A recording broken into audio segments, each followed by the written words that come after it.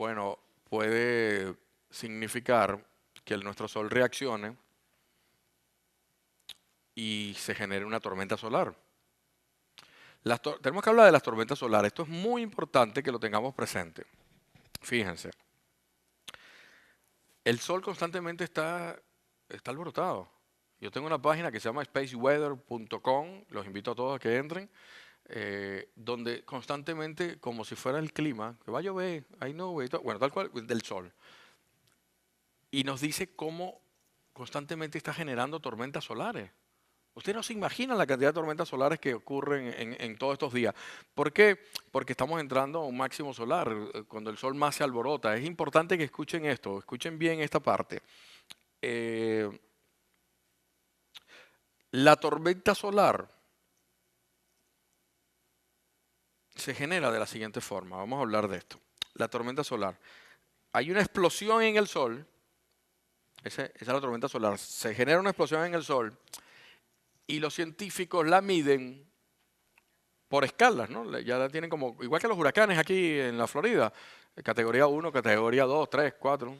Yo me enfrenté a uno categoría 3 y más nunca hasta ahí. No quiero saber lo que es el 4 ni el 5. Pero las tormentas solares están divididas por categoría A, B, C, M y X, donde las más fuertes son las X. Y dentro de ese rango le ponemos números, del 1 al 9. Entonces podemos tener una X1, X2, X3, ¿no? Hasta X9. La peor de todas es una X9. Es importante que manejaran esa información porque es posible que la prensa, una tormenta solar clase M, seriecita, pero cuando digan una clase X, empezando el año, tuvimos una X1 y una X3 seguida a los 3 días.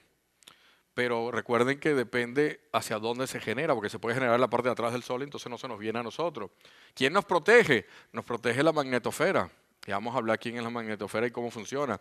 Ella nos protege de todas esas explosiones. Entonces, cuando ya la tormenta se viene a la Tierra, ya porque esa explosión que se genera en el Sol, yo hago que sí, pero puede ser más fuerte, ese pulso dura simplemente 8 minutos en llegar a Tierra. 8 minutos. Y eso genera que se vaya comunicaciones, que empiece a haber interferencia en las comunicaciones. Simplemente esa interferencia del sol. Después de ahí, como aproximadamente 3 días, porque empieza a recorrer lo que se llama el CME, que es la masa coronal del sol. Esa expulsión que salió tarda en llegar entonces como 3 días. Pero primero, como cuando uno ve una explosión esa en las películas, ¿no? Que primero ves y después ves el hongo. Bueno, imagínense que el fuego, la masa coronal del Sol, después se viene y dura 3 días en llegar aquí. Y esa entonces se llama de una tormenta geomagnética. Y las tormentas geomagnéticas también tienen una escala. G1, G2, G3, G4, G5. Entonces, por supuesto, la G1 es la más suavecita. ¿Cuándo nos afecta más? Cuando está más arriba la escala, ¿de acuerdo? Entonces, cuando veamos en la prensa una tormenta solar, X tanto, y estaba apuntando hacia la Tierra, y es una tormenta geomagnética de escala G4, G5, ok, entonces tenemos que estarnos preparando para que pueda faltar la luz y cosas de esas, ¿no? Y las comunicaciones. Acuérdense que las tormentas solares no es una bola de fuego que viene y nos achicharra a todos aquí, no es que y quedamos aquí como un pollo frito todos ahí, no, no es así. Las tormentas solares son geomagnéticas, son energía. Entonces, vamos a hablar, mira, esta maravilla que nos protege, que es la magnetosfera. ¿Cómo se genera? Eso es como un campo protector, ¿no? Un campo protector de la Tierra. Y se genera precisamente porque la Tierra, el núcleo de la Tierra, que es como, vamos a decir, como una bola de metal, ¿no? Está girando internamente, es como metal, y está nadando como, vamos a decir, como metal derretido, así una lava, un líquido, un fuego líquido, una cosa así, para tratar de describírselo, o sea, el magma, ¿no? Y ese movimiento que gira hace como un efecto de un dinamo, que es el que genera todo el campo electromagnético a la Tierra. ¿De acuerdo? Así, eso que está girando, porque cuando tienes algo, un metal girando, va a generar electromagnetismo. y así entonces la Tierra se protege. Y ese campo electromagnético tiene lo que se llama, lo que hablamos, los campos magnéticos de la Tierra.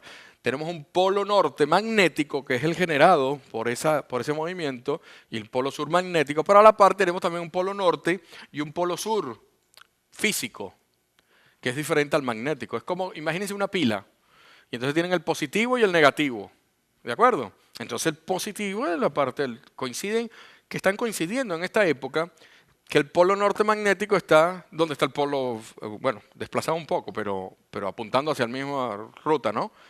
Coinciden en esta época, pero no siempre han coincidido. A lo largo de la historia de la Tierra ha existido cambios de polaridad. Y ese es otro tema que se habla para el 2012, que es el cambio de los polos, ¿no? Que viene el cambio de los polos. Bueno, no se imaginen que es que la Tierra va a girar así, que el norte se va para abajo y todo el mundo nos agárrate que nos vamos para abajo. Agarra, Palmira, agárrate, cocha. No, no, no es así. No es así. Es simplemente el polo magnético. ¿Por qué? Porque se cree que si la Tierra detiene su movimiento de rotación interna, esa es la que le estoy hablando al núcleo, se para y comienza a girar hacia el otro lado, simplemente, entonces el positivo cambia para abajo y el negativo para arriba. Ahí está la inversión de polos magnéticos. ¿Más o menos me expliqué? ¿Se entendió la idea del cambio de polos? ¿Ok? Ok. Entonces, es importante que manejen esta información de los cambios de polo. Ha ocurrido a lo largo de la historia de la Tierra varias veces.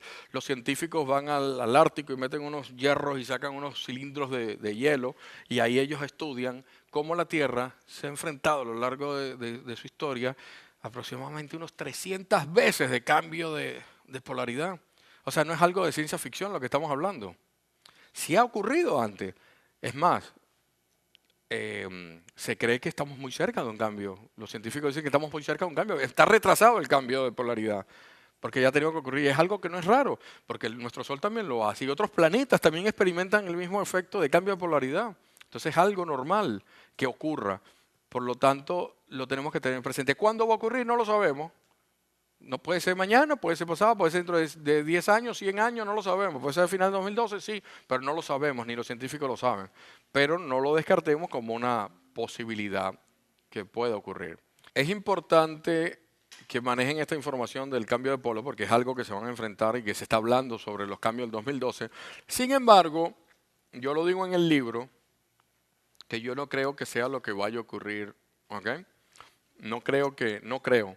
Sin embargo, yo no tengo la verdad absoluta, eso lo sabremos para esa fecha, pero yo no creo que sea lo que va a ocurrir del cambio de polaridad.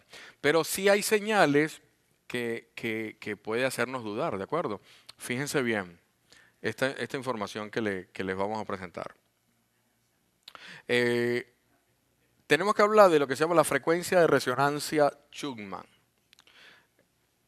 No es Schumann, es Schumann. No es Schumann, no, ese no es. Schumann. ¿Quién era Schumann? Lo pone frecuencia de resonancia Schumann porque es el científico que estudia esto y era apellido Schumann. Entonces ya está, esa es la frecuencia de resonancia de este señor que se llama Schumann. Entonces, él dice en sus estudios que la Tierra genera como un latido, una pulsación que va y pega a la ionósfera, esa capa que tenemos alrededor de la Tierra, y se pega y se regresa. Y entonces esa pulsación que va arriba y baja y sube, la medía y nos da que está medida como una medida de 7.8 Hz, o sea, son ciclos por segundo, ¿no? Esa escala, la frecuencia de resonancia Schumann tiene una escala que va del 1 al 13, 1 al 13, donde 1, y eso tiene que ver con el movimiento de la Tierra, ¿de acuerdo? Esa resonancia, esa pulsación de la Tierra que se genera cuando va, lo que estamos hablando de la rotación de la Tierra. ¿Me explico, no? Entonces, el 1 es lo más, podemos decir, el 1 es lo más lento, no. El 1 es lo más rápido que puede estar girando la Tierra. ¿De acuerdo? Y el 13 es la Tierra detenida. Así más o menos se mide. O sea, a menor número, más rápido. O sea, es inversamente proporcional, ¿no? El número 1 es la Tierra rapidísimo. El número 3 es la Tierra detenida. Entonces, cuando estamos en 7.8, más o menos estamos en la mitad, ¿no? Es el movimiento de rotación de la Tierra. Pero eso se mantuvo a lo largo de muchísimos siglos, desde que se midió, en 7.8. De hecho, los militares y todos los equipos militares, los GPS y una cantidad de comunicaciones y cosas de esas, los aeropuertos y todo ese tipo de cosas, se regían porque era 7.8. Eso nunca había cambiado. Pero desde los años 80 comenzó a cambiar y comenzó a subir. Mira, pero tantos años que estuvo así estacionada en 7.8, comenzó a subir desde los años 80 y no quiero que se asusten, pero en este momento está en 12. Les dije que no se asustaran. 12 quiere decir que la Tierra desde los años 80 está metiendo un frenazo, ¿no? Eso es lo que quiere decir, estamos más lentos. Pero al ir más lenta la Tierra, pero la pulsación va más rápida. ¿Se entiende? Está mucho más rápida la pulsación. Y para los efectos de nosotros, es como que nosotros nos sincronizamos con ese latido de la Tierra. Nosotros también se nos está acelerando nuestra pulsación interna. ¿Me siguen? Si nos estamos acelerando, quiere decir que biológicamente estamos viviendo días más cortos. Entonces, en vez de días de 24 horas, se calcula que estamos viviéndolo como de 16. Por eso no nos alcanza el tiempo para nada. Señores, ya estamos a mitad del año. Y yo me acuerdo hasta hace poco, ¡feliz año! ¿Cómo estás? Eso fue hace muy poco. Marisa, no se acuerda como si fuera ayer. Estamos acelerándolo porque esa pulsación nos hace vivir más rápido. Aunque el reloj diga 24 horas, pero estamos biológicamente sincronizándonos a esas pulsaciones más rápidas de la Tierra. Por lo tanto, si va más rápido, la Tierra se está deteniendo, señor. Está dando señales de que sí, pero eso no es un frenazo, es que y nos salimos todos por la ventana. No. Imagínense, nos caemos acá. No pongan esa cara, no nos vamos a caer. Eso es como que ustedes llevan un carro a 100 kilómetros por hora, ¿no? Y de repente sueltan el acelerador. Por el impulso continúa, pero llega un momento en que se va deteniendo, porque ya no sigue. Es más o menos, desde los años 80 como que la Tierra soltó el acelerador y se está deteniendo. Podemos pasar a 13 y al pasar a 13 es la Tierra detenida. Se para y se calcula que se queda detenida por 3 días hasta que comience a girar en dirección contraria. 3 días, que coincide con 3 días de oscuridad. 3 días de oscuridad, por supuesto, para las personas que están contrarias al sol, lo que la Tierra se detiene y hay una parte que está oscura y otra de día. Hay muchísima cultura, muchísimas escrituras antiguas que nos hablan de 3 días de oscuridad, profecías que circulan por todos lados, como también 3 días de luz. Porque hay un cuento de una batalla en Egipto que el hombre la gana, el militar es el que estaba preparando todo la gana porque tuvo 3 días de luz y pudieron luchar 3 días. Entonces, si hay referencias a eso, a esos cambios de polaridad, hablan de que hay unos escritos que dicen un día el sol se ocultó por un lado y no salió hasta 3 días después y volvió a salir por ese lado. Quiere decir que estuvo detenido y giró contrario. Hay mucha literatura que pueden conseguir. Entonces, todo nos está indicando como que viene de verdad un cambio de polaridad, porque la frecuencia Schumann nos está indicando que se está frenando. Acuérdense que cuando sube es que está más lento. Esta resonancia se estudia también, y los científicos nos dan la información, de que 7.8 también es la frecuencia de vibración interna que tenemos los mamíferos. Todos los mamíferos, nosotros somos mamíferos, todos los mamíferos de la Tierra, cuando se mide, tenían 7.8. Entonces, fíjense cómo va esto. Es como que la Tierra está acelerando su pulsación porque está recibiendo una señal que viene del centro de la galaxia. Por eso hablan de rayo sincronizador, sincronizarse, ¿no? Entonces el centro, Hunan-Ku, el centro de la galaxia, está mandando un rayo sincronizador. Acuérdense que yo les dije que duraba 20 años ese rayo, ¿no? Pero sin embargo, aunque no nos esté pegando de frente, nos va llegando el resplandor, ¿no? El repele de lo que va llegando. Entonces, la Tierra busca sincronizarse con el centro de la galaxia Y a su vez, nosotros buscamos sincronizarnos con el pulso de la Tierra. Por esa pulsación interna de nosotros se está acelerando, al igual que se está acelerando el del planeta Tierra. Todo esto tiene que ver con la magnetosfera. Ya entendieron, por eso volvimos otra vez a la tormenta solar, hicimos ese pequeñito espacio, ya saben cómo se genera. Ella es la que nos protege cuando viene la tormenta solar, pega en la magnetosfera y la aplasta literalmente. Si la tormenta es muy fuerte, puede llegar a traspasarla, porque ella es la que impide que llegue todo, que nos afecte el sol de esa forma, ¿no? Y puede llegar, la pega cerquita de la Tierra y puede traspasar parte de esa tormenta solar, de esa influencia de la tormenta solar, porque la magnetosfera definitivamente no puede con toda esa carga de energía que llegue muy fuerte. Pero fíjense, la NASA ya dice que a finales del 2012, principios del 2013, estábamos entrando a un máximo solar. El sol está alborotado, señor. El sol está alborotado y está constantemente generando tormentas.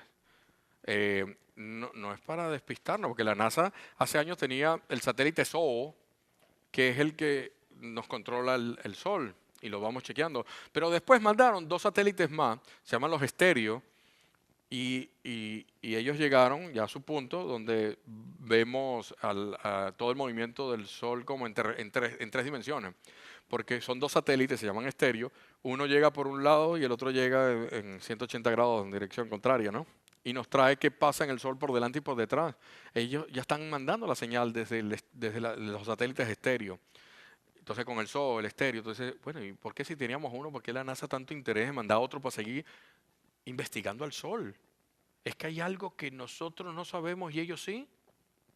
Qué raro. Los transbordadores espaciales decidieron quitarlo. Una misión tan bella, aquel avioncito, y aterrizaba como un avión cualquiera y venía del espacio. Ya está, no más. No mandar más humanos al espacio. ¿Por qué? Es extraño. Fíjense, esta tormenta solar cuando pega, esto no es ciencia ficción.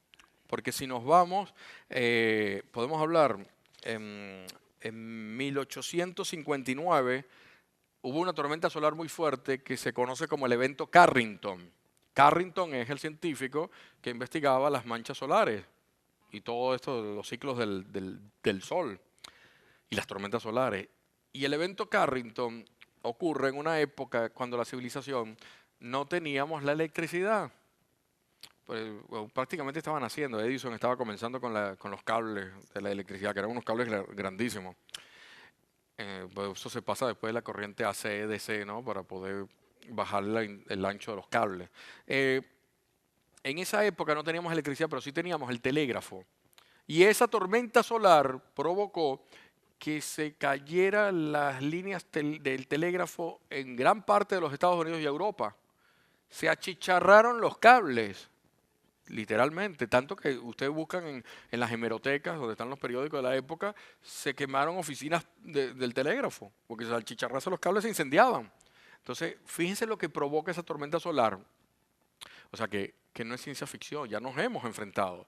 ¿Y qué pasaría si una tormenta solar llegara en este momento con la misma intensidad del evento Carrington? No quiero exagerar. No estoy diciendo una tormenta más grande que la del evento Carrington. No caemos a eso. Vamos a simplemente a lo mismo que ya nos hemos enfrentado. Una tormenta solar como la del evento Carrington de 1859. ¿Qué pasaría? Muy simple. Nos quedaríamos sin electricidad, sin luz. Se iría toda la electricidad del planeta. ¿Y de dónde sacas tú eso, Daniel? Muy simple. ¿Por qué? Porque en 1989 se produce una tormenta solar no muy grande y afecta a la ciudad de Quebec, en Canadá. Y la tormenta solar provocó que estallaran los transformadores eléctricos y dejó a Quebec entre 9 y 12 horas sin electricidad. ¿Qué pasa con los transformadores eléctricos? Los transformadores eléctricos estallan porque no soportan la energía electromagnética que está llegando, esa tormenta geomagnética, y hace que esa vibración provoque que estallen los transformadores eléctricos. Ahora, yo quiero que escuchen bien esto. Los transformadores eléctricos no es algo que se fabrican hacia la medida, que se fabrican por lotes, ¿no? No es algo como que estalló un transformador eléctrico y llego yo y llamo, aló, mira, mándame un transformador número 4 y uno 5 que también está ahí pataleando un poco. No, no existen así. Los transformadores eléctricos se hacen a la medida. ¿Qué es el transformador eléctrico? Esos bichitos redondos que vemos arriba, ¿no? En los cables. Ellos son los encargados de retransmitir la señal. Viene, la repotencia y las manda para que siga llegando la electricidad a los diferentes sitios. Si estalla y explota, quiere decir que se cae la electricidad a partir de ahí. Estalla otro, se cae la electricidad para el otro lado. Y entonces no nos podemos enfrentar. Y es algo que no se hace de la noche a la mañana. O sea, tardan unos cuantos meses en hacer un transformador eléctrico. Puede ser que tengamos refuerzo de algunos, ¿no? Pero imagínate una gran cantidad de transformadores eléctricos que estallaron. Nos quedaríamos sin electricidad, en la mejor de los casos, por meses. ¿Y nosotros estamos preparados para eso? No, si nuestra civilización precisamente depende de la electricidad. Todo dependemos de la electricidad. Ahí están todos con los celulares, el teléfono, con todo. Imagínense que se vaya la electricidad en este momento. ¿Ah? Pésame la que trabaja ahí, búscamela.